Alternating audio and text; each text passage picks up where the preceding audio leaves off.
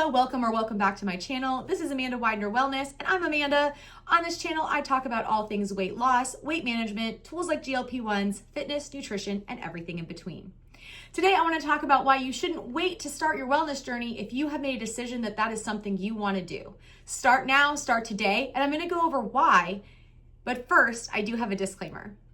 I am not a healthcare provider, and while I am a fitness professional and personal trainer, I am not your fitness professional or personal trainer, so please speak with your healthcare provider and wellness team before making any changes to your nutrition or exercise regimen or before beginning any medications. Everything on this channel is purely based on my experiences and opinions. Okay, with that out of the way, let's talk about the holiday season and why you shouldn't wait to start your wellness journey if that's something that has piqued your interest or curiosity. So, I'm going to use a lot of my own personal lived experiences in this video because I actually began my current wellness journey last November, the week before Thanksgiving. So the week before Thanksgiving 2024 is when I really sat down and decided it's time to buckle down and get my life back on track so that I can be the best version of myself, mentally, physically, all the things, right? And so along with that came navigating the holidays when I was just getting started. So I want to talk about why that really helped set me up for success over the next year. So over this past year, I have lost 102 pounds and counting. I am feeling amazing. And a lot of the success that I have had this past year, I credit to beginning my journey during the holiday season, because beginning at that time really helped to set my mind up for moderation without me really intentionally planning it that way. It just worked out that way. So let's dive into that a little bit more. So I started, like I said, the week before Thanksgiving. And my very first thing that I did was something very small. I didn't jump in and say, I'm going to start today. I'm going to cut out all of these things. I'm going to exercise for 3 hours every day. I'm not going to do X, Y, and Z, but I am going to do da, da, da, da. I didn't do any of that. What I did at first was I kind of sat back and said, well, I'm ready to make this change, but it's the holidays and, we have family gatherings and we have cookies to make with the kids and gingerbread houses and big dinners and parties and all those fun things that I wanted to enjoy. So instead, what I did was I said, if I'm going to prepare myself for January, I need to know what I'm consuming now. So by the very first week before Thanksgiving, I hadn't even really decided to start right then.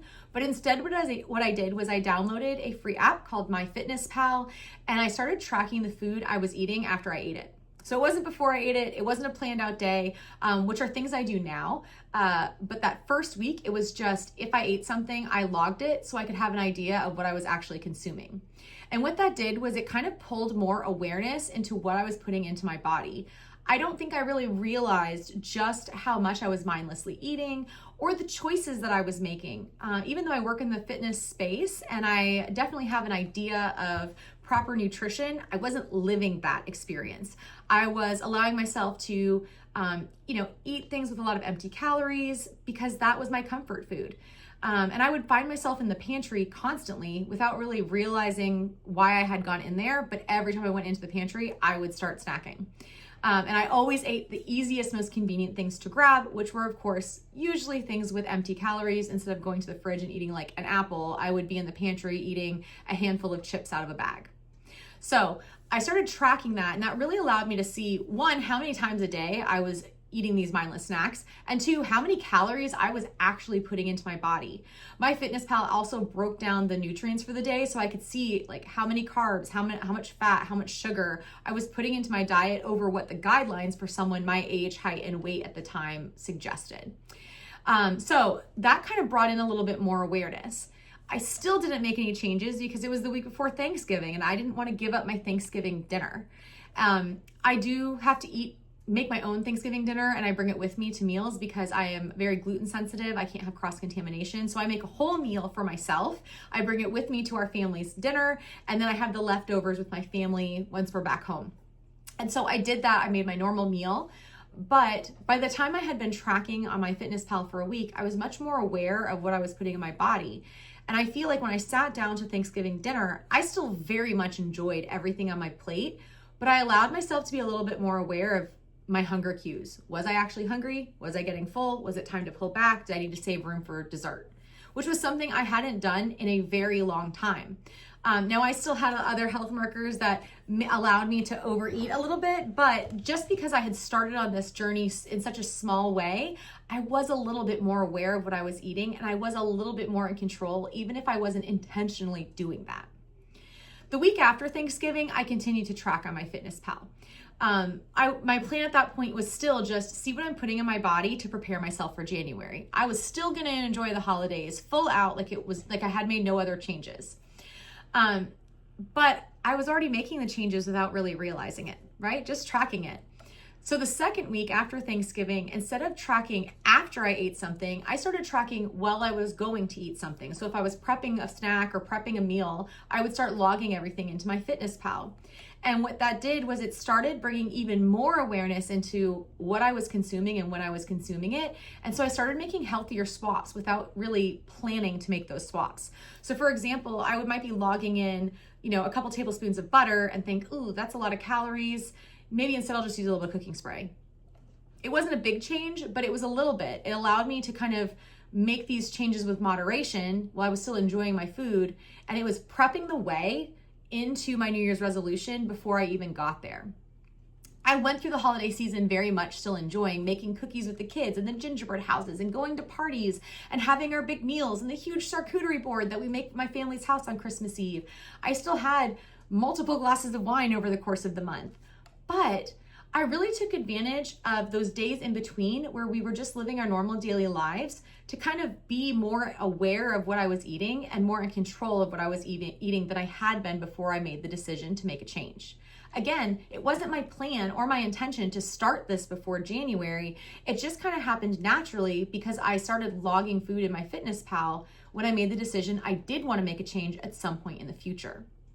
So by logging my food and making these little tiny swaps, I actually survived the holiday season with no weight gain. In fact, I actually lost a couple of pounds, which was very unexpected because I was making those healthy swaps. And if you think about it, Thanksgiving is one day, Christmas is one day, maybe you have a few events in between where you might indulge for one meal, but that leaves multiple days throughout the month where you're still eating in a much better way than you would be if you were just mindlessly allowing yourself to go through your nutrition. So let's say you have 10 events over the course of the month of December. That still leaves 21 days in the month of December where you can be in control of what you're consuming, where you can still eat like normal, right? So my idea of like normal is what would I eat to be comfortable where I'm not adding in extra cookies or extra treats or things like that I wouldn't eat on a normal day, right? The things that I really reserve for the holiday season or for birthdays or that sort of thing. So on a normal day, I'm not going to have 2 Christmas cookies, but at a holiday party, I might. On a normal day, I'm not going to have a glass of wine, but on Christmas Eve, I probably will. On a normal day, I'm not going to have a piece of pie with a scoop of ice cream on it, but on Christmas, I will. Right? So those are kind of what I'm talking about. So that still gives you more days where you are going to be able to make those healthy swaps, those healthy choices, better nutrition choices, and be more aware of what you're putting in your body than the 10 days where you're having these special events. And what that did for me and what it could do for you is when January 1st rolls around and you say, I'm ready, okay? I am ready to get started. I'm making these changes. You have already set a really solid foundation for being more aware of what you're putting into your body. You've already started tracking, which will allow you to be aware as you move throughout your day and as you add more changes into your lifestyle to hit your goals. And it also allows you to understand moderation a little bit more. Moderation was something that I never really fully understood until I made that decision last November. I could preach it all day long, everything's fine in moderation, but I had never really lived it or experienced it until I tried going through the holiday season, saying I was going to enjoy it however I wanted, but I brought more awareness into what I was consuming by tracking it and just deciding that I did want to make this change in the future.